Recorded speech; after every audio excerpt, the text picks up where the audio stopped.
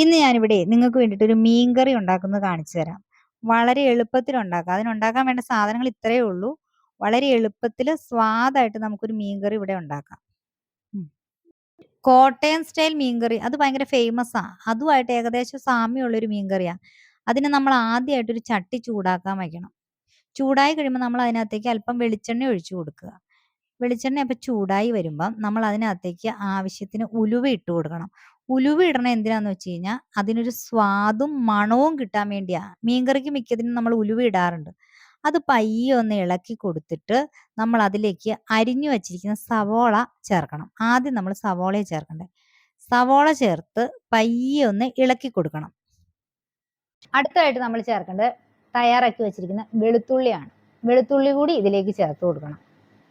എന്നിട്ട് നമ്മൾ പയ്യെ ഒന്ന് ഇളക്കി കൊടുത്തിട്ട് ഇനി നമുക്ക് ചേർക്കേണ്ടത് നമ്മുടെ ഇവിടെ റെഡിയാക്കി വെച്ചിരിക്കുന്ന ഇഞ്ചിയാണ്. ഇതെല്ലാം ഓരോന്നോരോന്നായിട്ട് നമ്മൾ ചേർത്ത് കൊടുത്ത് ഇളക്കി കൊടുത്തുകൊണ്ടേയിരിക്കണം. അപ്പം ഇനി അടുത്തത് ഇഞ്ചി ചേർത്ത് നമ്മൾ എന്നിട്ടും ഒന്ന് ഇളക്കി കൊടുക്കണം. അത് കഴിഞ്ഞ് നമ്മളിത് ഇഞ്ചി ചേർത്തു. എന്നിട്ട് നമ്മൾ നന്നായിട്ടൊന്ന് ഇളക്കി കൊടുക്കണം.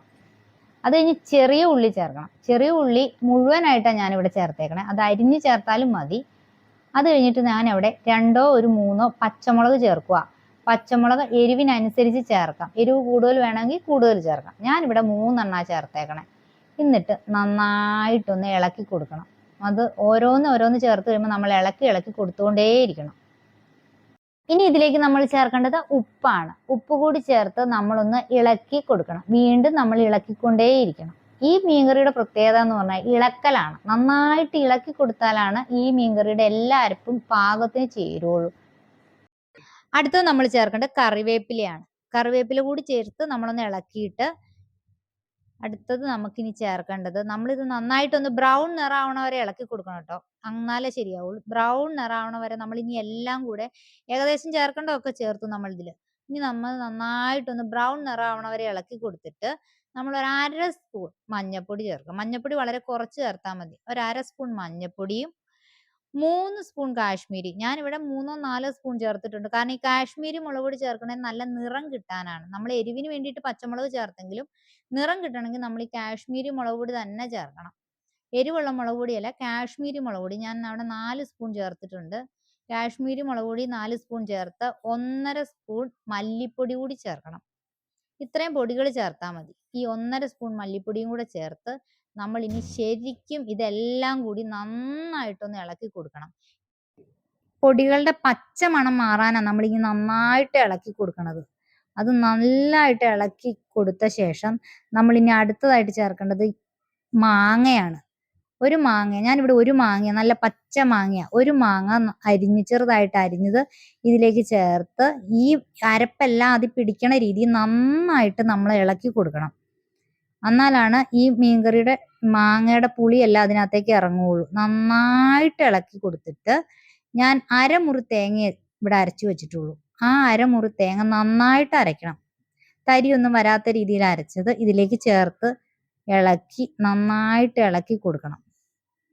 ഇനി നമ്മൾ ഇച്ചിരി ഉപ്പ്, ആദ്യം ഉപ്പ് ചേർത്ത് ഇച്ചിരി കുറവായിരുന്നുകൊണ്ട് നമ്മൾ ഇച്ചിരി ഉപ്പും കൂടെ ചേർത്ത് കൊടുത്തിട്ട് ഇത് ഇളക്കിയിട്ട് നമ്മളിനി അടച്ചു വെക്കണം. ഇതിനൊരു തിള വന്നത് വരെ നമ്മളൊന്ന് അടച്ചു വെച്ച് ഏകദേശം ഒരു 5 മിനിറ്റ് മതി. ഒരു ലോ ഫ്ലെയിമിൽ അടച്ചു വെച്ചെന്ന് വേണം. ഇതേ തിള വന്നു. ഇനി നമുക്ക് ചേർക്കേണ്ടത്, ഇനിയാണ് നമ്മൾ മെയിൻ ഐറ്റം ചേർക്കാൻ പോവാണ്. ഞാൻ ചേർക്കുന്നത് ഇവിടെ നന്നായിട്ട് കഴുകി അരിഞ്ഞു വെച്ചിരിക്കുന്ന അയലമീനാണ്. അത് ഞാൻ ഈ അരപ്പിലേക്ക് ചേർക്കാൻ പോവാം. അത് ഓരോ കഷ്ണമായിട്ട് പയ്യെ ഇട്ട് കൊടുക്കണം. അതിട്ട ശേഷം അതിൻ്റെ മുകളിൽ നമ്മൾ ഇച്ചിരി കറിവേപ്പില കൂടി തൂളി കൊടുക്കണം. കറിവേപ്പില കൂടി തൂളി നന്നായിട്ടൊന്ന് അടച്ചു വച്ച് ഒരു മീഡിയം ഫ്ലെയിമിൽ ഒരു 10 മിനിറ്റ് ഒന്ന് വേവണം. എന്നിട്ട് നമ്മൾ പിന്നെ അത് അടച്ചു വെച്ച് കഴിഞ്ഞ് വെന്തായി കഴിയുമ്പോൾ പിന്നെ നമ്മൾ ഇനി എടുത്ത് ഇളക്കി കൊടുക്കരുത്. ഇളക്കി കൊടുത്താൽ മീൻ മുഴുവൻ ഇങ്ങനെ പൊട്ടി പോവും. അതുകൊണ്ട് നമ്മളൊന്ന് ചുറ്റിച്ചേ കൊടുക്കാവുള്ളൂ. ഇത് ഏകദേശം 10 മിനിറ്റ് കഴിഞ്ഞു. ഞാനിവിടെ അടപ്പ് തുറക്കാൻ പോവാണ്. ഇത് നന്നായിട്ട് തിളച്ച് നല്ലതായിട്ട് വെന്തു. ഇനിയിപ്പം നമ്മൾ ഒന്ന് ചുറ്റിച്ചും കൂടെ കൊടുക്കുക. കാരണം ഒന്ന് ചുറ്റിച്ചു കൊടുക്കണം, ഇളക്കരുത്. നമ്മൾ ഇത് ചുറ്റിച്ചു കൊടുക്കണം.